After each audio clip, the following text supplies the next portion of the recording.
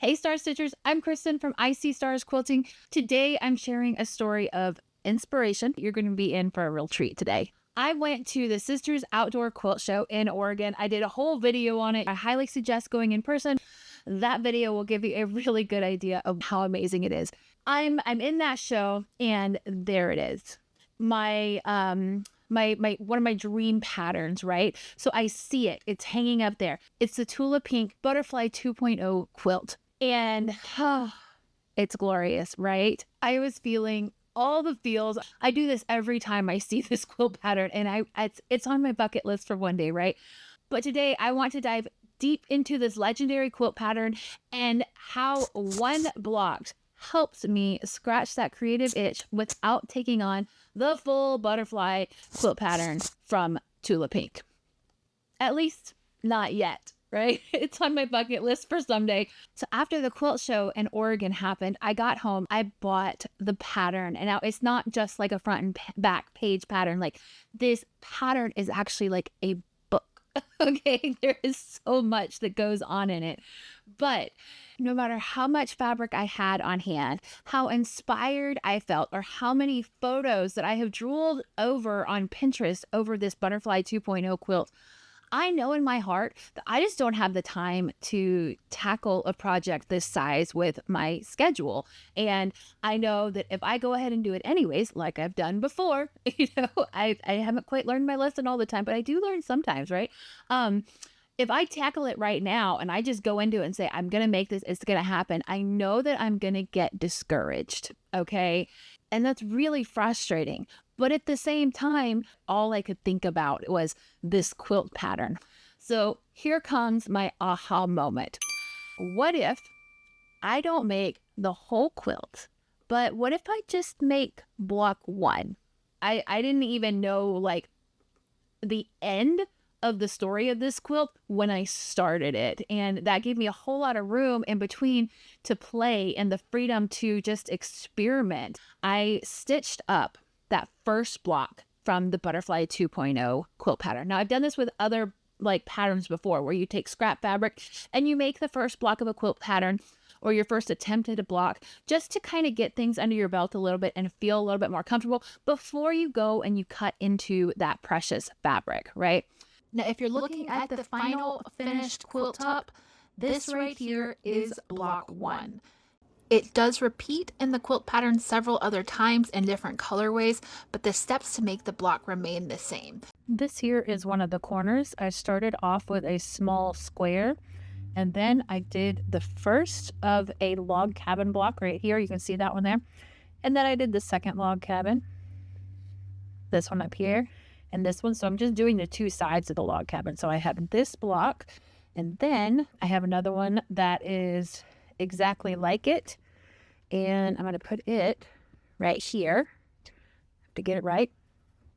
In between those two, I'm going to put this one using a 1/4 inch seam. So I'm going to have these blocks that line up with this one. I made sure that these were in the corners, and then because see, I did that already on this side. So I've got these two blocks here, this one in the middle, and then I sewed this one together, and that is what makes the whole block. After this, I did go back and I squared up each of them just to make sure that all the sides are even and that this is a nice, good square block, and I don't have any extra stretching or anything because there is a lot of ironing in this block, but it made a really nice, easy block.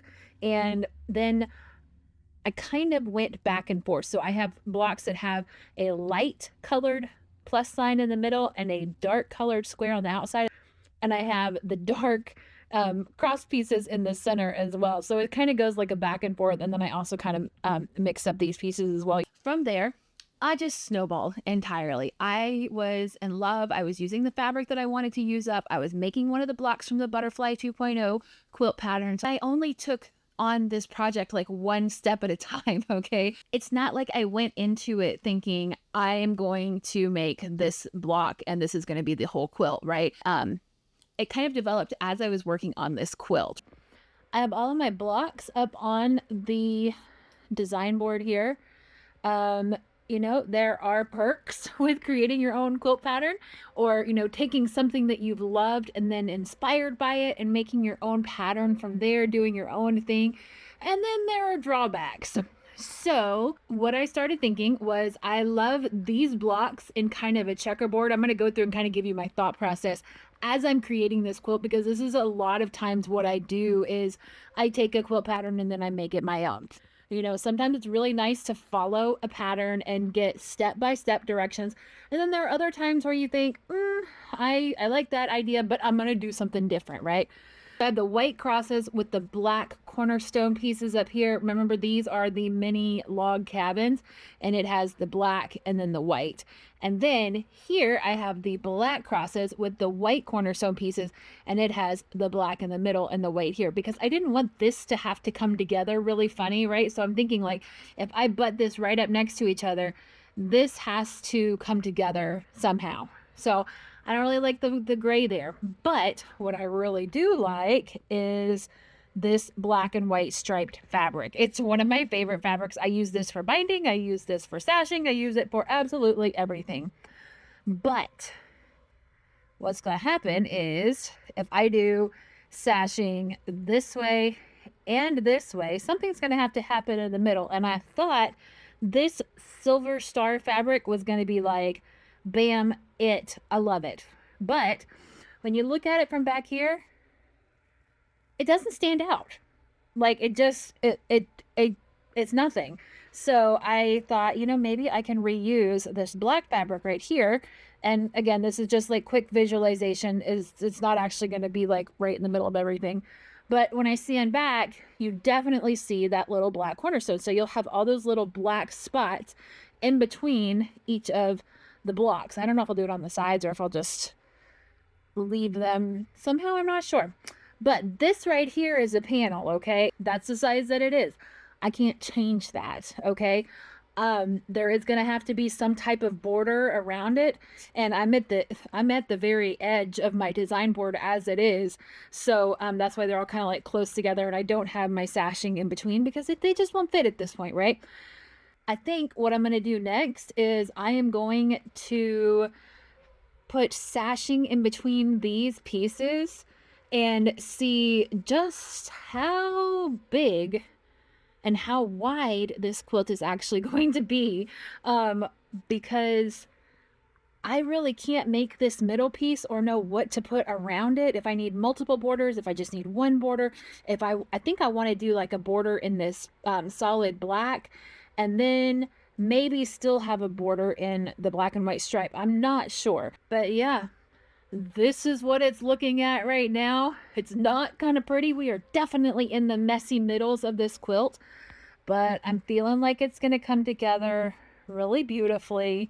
It's going to be very graphic, very, you know, neutral colors, grays, blacks, white, and a lot of fun. So that's what I got. I just kept solving one problem at a time, and that may drive some of you crazy because you want like the full plan from the very beginning to the very end, but that's how quilt design really works. There's not magic, there's just momentum. And you know, this particular quilt, it doesn't really have a purpose right now. I love the fabric, I love the panel, and I wasn't making it for a gift. You know, I didn't even know like the end of the story of this quilt when I started it, and that gave me a whole lot of room in between to play and the freedom to just experiment. You know, my biggest challenge was resisting color. You know me, I love color, I love brightness, I love a good hot pink. All right, you know how hard it was for me when every step was like, okay, what does this quilt need? And my heart screaming, it needs hot pink, it needs hot pink. But my mind is saying, you know what? No, I'm gonna challenge myself. I stayed strong and I resisted adding color. I wanted to make it monochromatic and just see what that felt like on a quilt. Okay, it's a little bit late at night, but I want to show you this, the way that it came out. I like the cornerstone in the middle. There's a couple spots where like it's a little bit heavier black on this side. And visually, it kind of messes with things. But unless I want to really take this apart and like really get into it, I'd say it's pretty cool. I think I like it. I like it a lot. So yeah, this right here, I'll put the name of the fabric down below because this is all from the same line. Okay, so these flowers and everything are from this same line of fabric. This fabric is not. This is a Figo print, and then this is just solid black and solid gray. So no, this quilt may not be the full Butterfly 2.0 yet for me, okay? But for right now, this quilt was exactly what I needed to create to kind of like scratch that creative itch of, oh my gosh, I want to make this, but also balance it with a little bit of reality. I have the pattern, I bought the pattern, but it's just not in the cards for me right now. But being able to create just a piece of it, it gave me joy. And it reminded me that, you know, you don't have to wait for the perfect time to start something that you're inspired by. It could be so much as just going into your fabrics that you have and pulling together a color palette and setting them, you know, together aside with the pattern that you want to make. You know, it doesn't have to be always jumping right into that. I want to get your opinion on something because I need your help. I want to know what binding colors or what binding, I don't even say colors because I kind of want to stick with the monochromatic, but I want your opinion on what binding you would choose for this quilt. Should I go ahead and use the same black and white stripe fabric? Should I completely abandon my monochromatic and add a tiny pop of color in like the piping on the binding, or should I keep it totally natural and like neutral and do just like a solid black around it? I would love to hear your thoughts. So drop them in the comments because I can't wait to hear what you think about it. I would also love to know what pattern is on your bucket list. Like, let me know down in the comments down below if you have one of those like epic Butterfly 2.0 type of quilt projects, right?